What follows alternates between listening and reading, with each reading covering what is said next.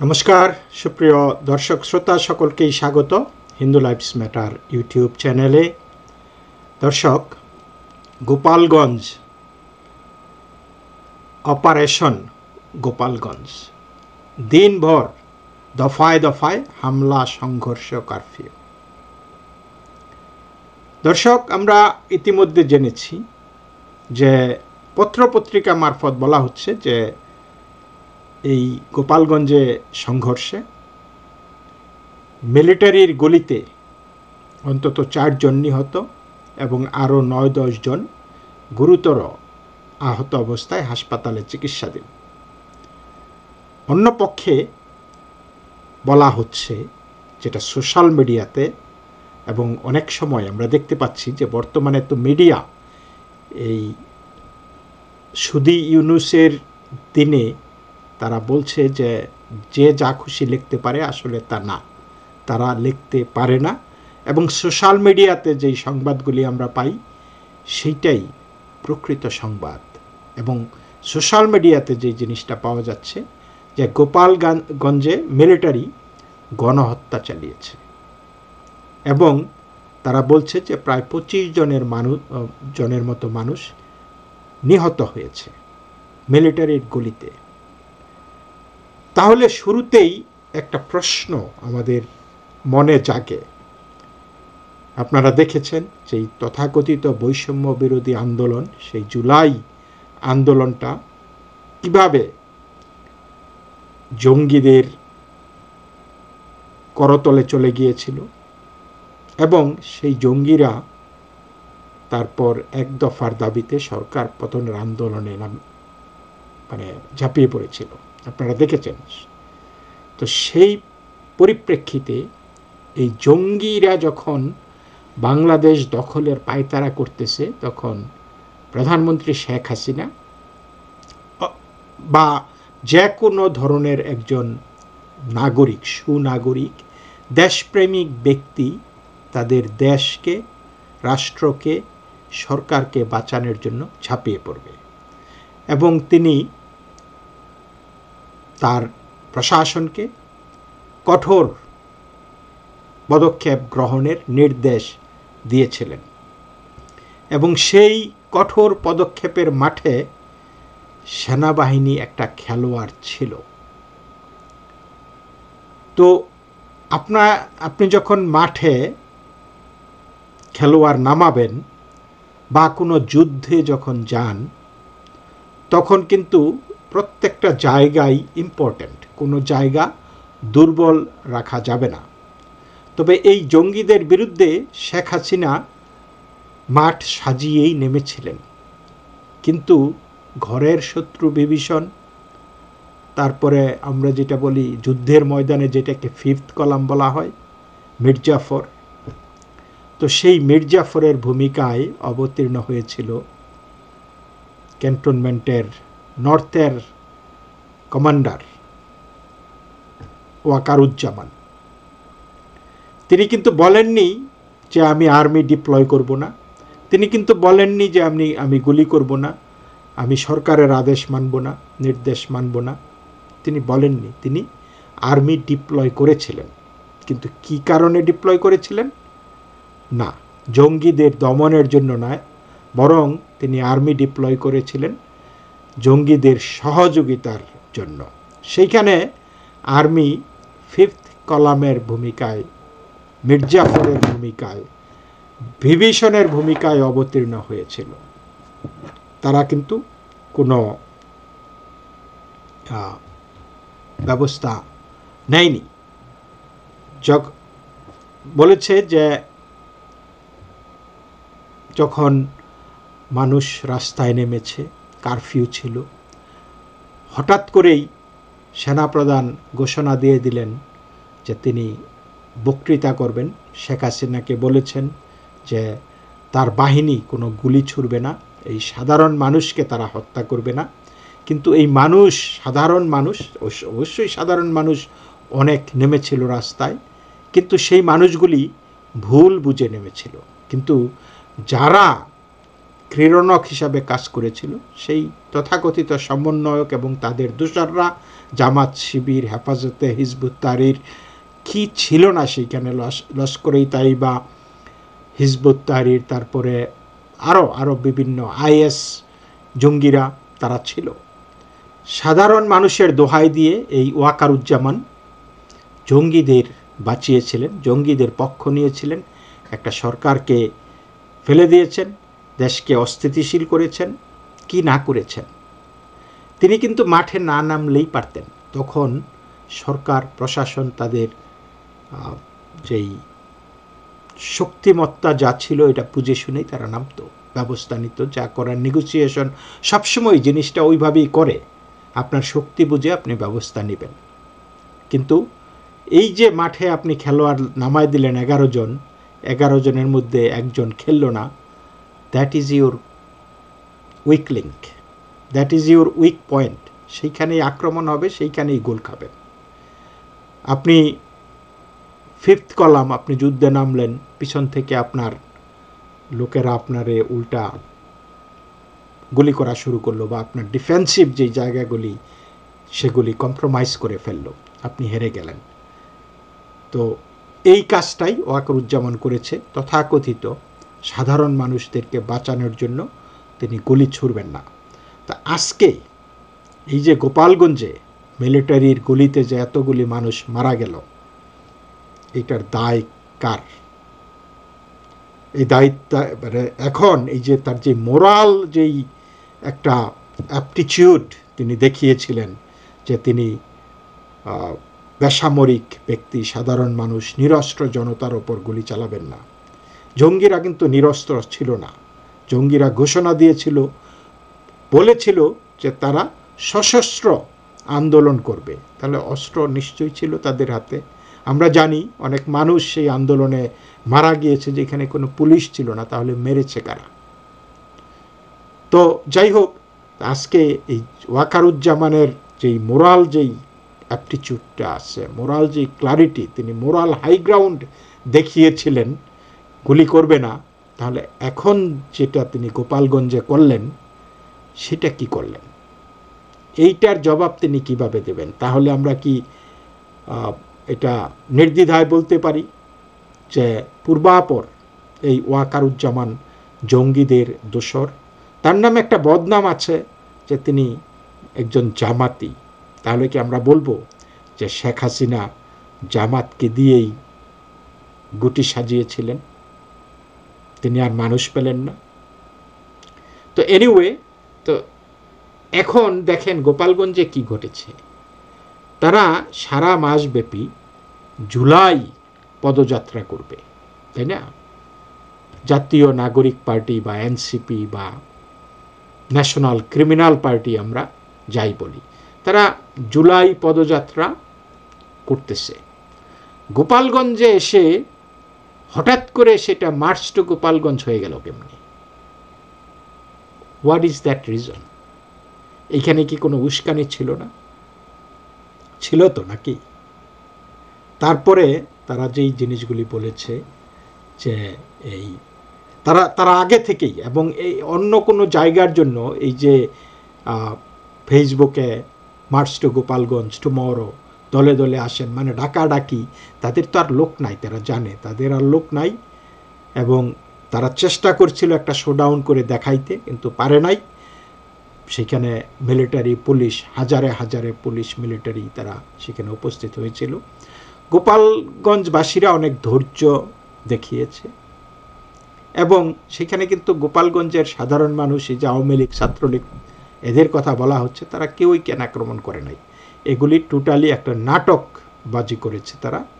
কারণ দেখুন, যদি আওয়ামী লীগ সেখানে হামলা করতেই হয়, তাহলে সেখানে তারা মিটিং, সেখানে পৌঁছেই বা কেমনে, সেখানে স্টেজই বা বানাই কেমনে, বা সেইখানে মিটিং শেষ করার পরে নাকি হামলা হয়েছে?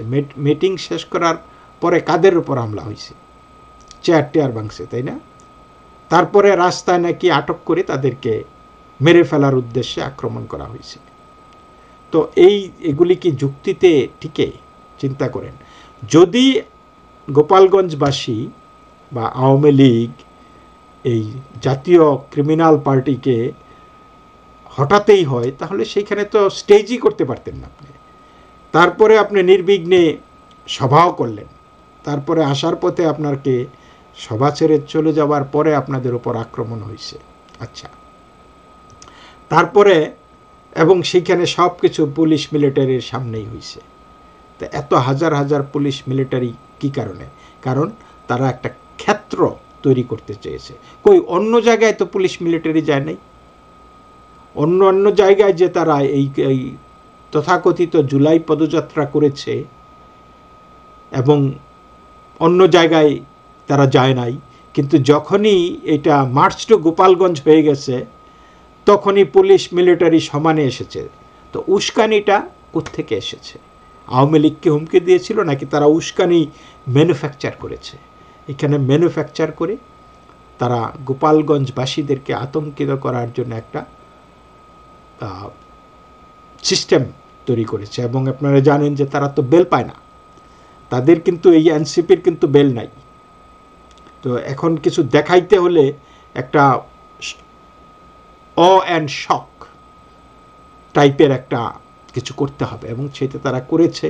এবং দেখেন তারা কি কিংস পার্টি যে এমনি এমনি বলে না, তারা একদম ইউনুসের খাস চালা, তাদেরকে কিন্তু এপিসি দিয়ে আর্মড প্রোটেক্টিভ ও আর্মড পার্সোনাল ভেহিকেল মানে বা মিলিটারির যেই সুরক্ষিত ভেহিকেলগুলি ভিতর করে ওদেরকে নিয়ে আসছে। মানে যেমন রাজা বাদশাহ জমিদারের পুত্র এক একটা।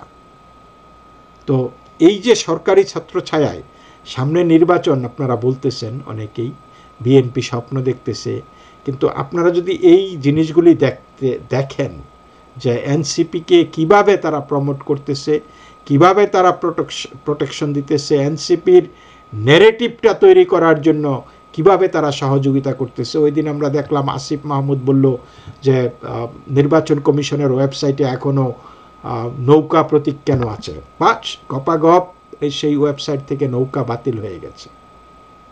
আমরা দেখেছি আসিফ মাহমুদ ভুইয়া এই শিশু উপদেষ্টা, সে পুলিশ কন্ট্রোল রুমে সেইখানে বসে আছে, নির্দেশনা দিচ্ছে।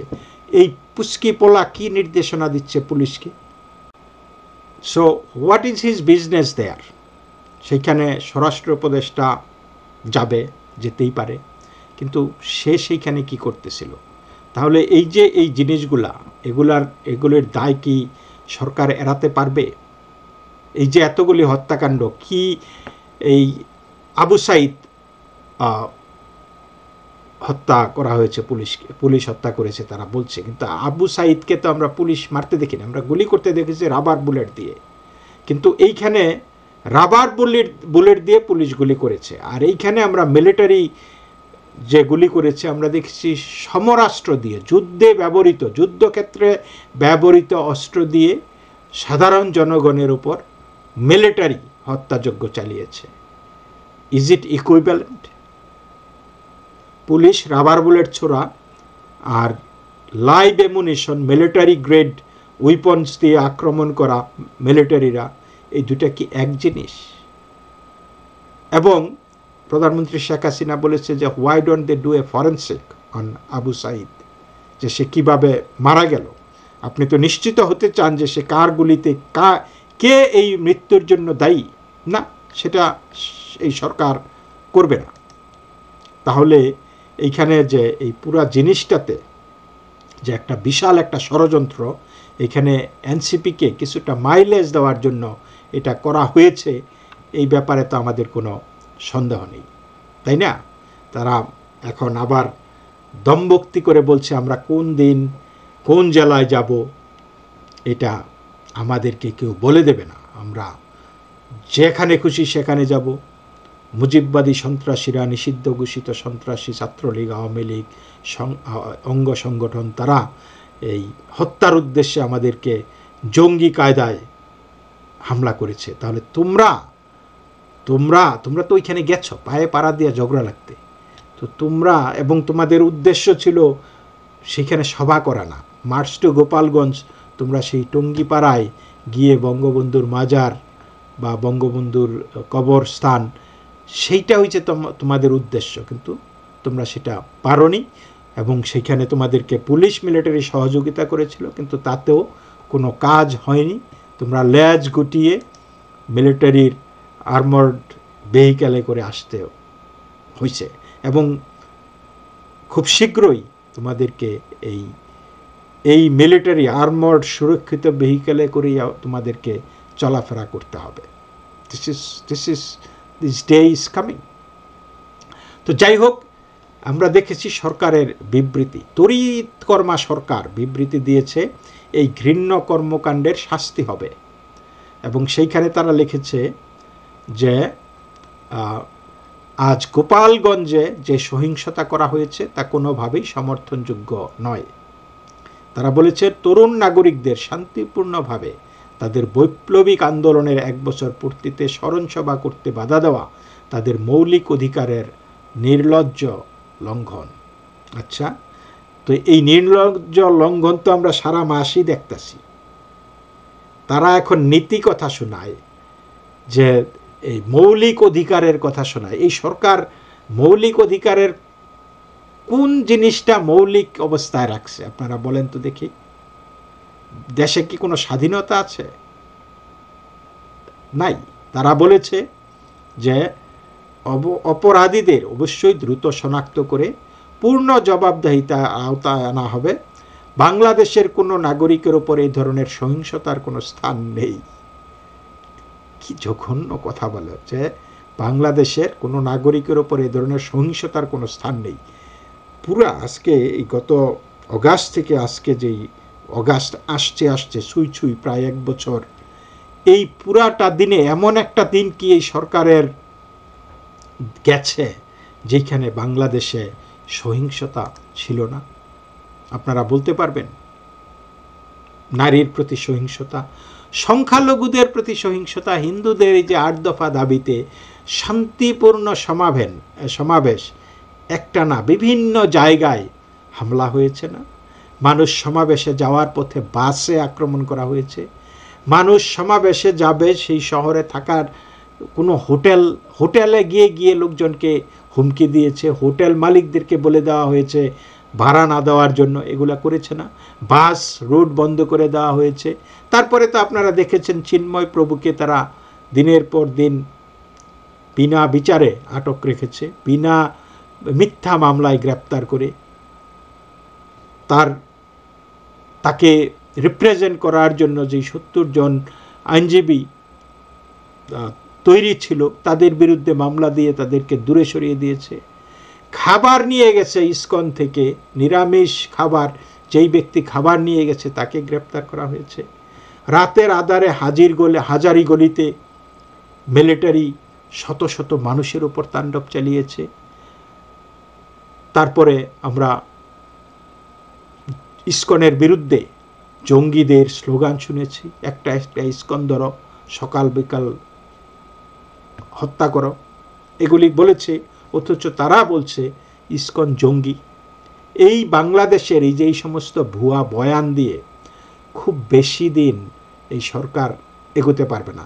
এই সরকার, আওয়ামী লীগ স্বৈরাচার ছিল, তাহলে আওয়ামী লীগ তো নাই, সব কিছু তো সব ভালো হয়ে যাওয়ার কথা। তারা বলছে যে আওয়ামী লীগ এবং এই স্বৈরাচারী এবং স্বৈরাচারের দোসররা নাকি দেশে অস্থিতিশীলতা করতেছে। আচ্ছা, আপনারা যখনই কোনো ঘটনা ঘটে, আমরা তো দেখি পত্রপত্রিকায় আসে বিএনপি, জামাত, ন্যাশনাল ক্রিমিনাল পার্টি, ছাত্ররা, সমন্বয়করা, এদের নামই দেখি। ওইখানে তো কোনো আওয়ামী লীগ দেখি না। এবং যত মব হচ্ছে আমরা দেখিলে টুপি আর দাড়িওয়ালা, তো সবই কি এখন এই আওয়ামী লীগ হয়ে গেছে, এই টুপি দাড়িওয়ালারা? This is what they want to say. তারা যদি মৌলিক অধিকার এতই চিন্তা করে, এই কয়দিন আগে মিটফোর্টের সামনে আমরা দেখলাম যে ভাঙ্গারি ব্যবসায়ী কালাচাঁদকে কিভাবে পিটিয়ে মৃত্যু নিশ্চিত করার পরে তারপরে পাথর দিয়ে মাথা ভেঙে ফেলা হয়েছে, আমরা দেখি নাই। এবং এই মুহূর্তে আমি যখন ভিডিও করতেছি তখনও মোহাম্মদপুর এবং আদাবরে, ঢাকার আদাবর এবং মোহাম্মদপুরে 1 ঘন্টার ব্যবধানে 2 জন খুনের শিকার হয়েছে।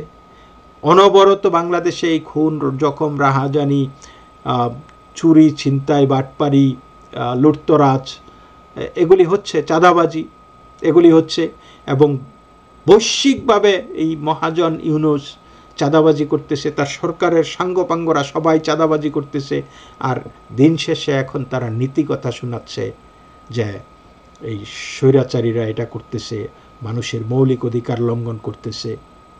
তো তারা কি মৌলিক অধিকার লঙ্ঘন করতেছে না? এবং এই পুরা জিনিসটা অর্কেস্ট্রেটেড। যখন বেল নাই, তারা চিন্তা করতেছে, তারা চাপে আছে, এই চাপটা থেকে মুক্ত হইতে যে না, দেশের পরিস্থিতি এখন নির্বাচনের অনুকূলে নয়। আপনারা দেখেন সামনে এই জিনিসটা চলে আসতেছে। কিন্তু দিন শেষে সর্বশেষ যেই বক্তব্যটা আমার, সেটা হলো আমি ওয়াকারুজ্জামানের মুখ থেকে শুনতে চাই যে এত মানে দরাজ হৃদয়, দরাজ কণ্ঠে বলেছিলেন যে তিনি সাধারণ নিরস্ত্র জনতার ওপর গুলি ছুটতে পারবেন না, তাহলে এই গণহত্যা গোপালগঞ্জে তার বাহিনী দিয়ে কিভাবে হলো? জবাব দেবে কি এই ওয়াকারুজ্জামান? তা না হলে তিনি একজন জঙ্গিদের দোসর হিসাবে আজীবন চিহ্নিত, ঘৃণিত হয়ে থাকবেন। তো দর্শক, এই পর্যন্তই। সকলেই ভালো থাকবেন। নমস্কার।